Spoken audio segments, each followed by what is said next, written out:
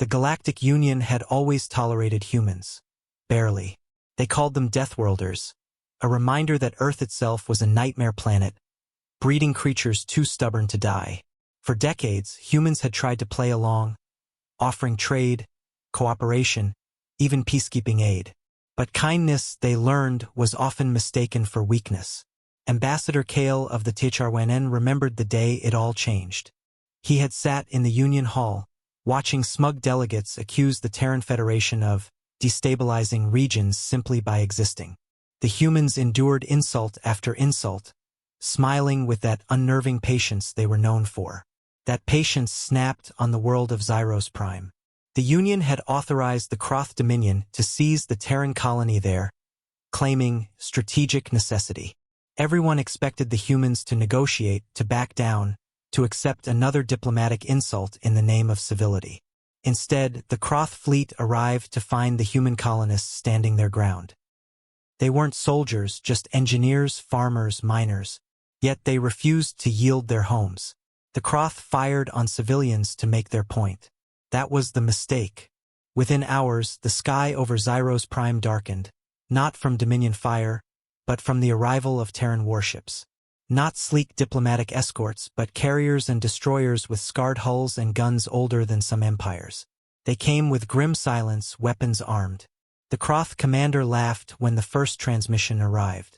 Humans rarely threatened, and when they did, it was usually wrapped in polite warnings. This time, the voice was different. Cold. Final. "You've spilled Terran blood," the human admiral said.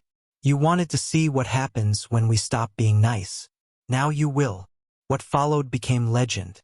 The Kroth fleet, 3 times the size of the Terran task force, was shredded in less than an hour. Human ships moved like predators unleashed, weapons striking with surgical brutality. Boarding pods crashed through enemy hulls, and ordinary Terran Marines, those Deathworld infantry, fought like storms given flesh.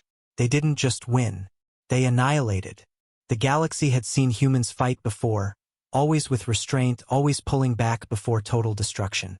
But now there was no restraint, no mercy. Ambassador Kale later spoke with a survivor of the Dominion fleet, a trembling officer who could barely put words together. "They didn't fight like soldiers," the alien whispered. "They fought like we had kicked down their home door and threatened their children. I saw one human charging through fire with half his armor gone, just to drag a wounded comrade out. They weren't fighting for orders. They were fighting because we'd made it personal."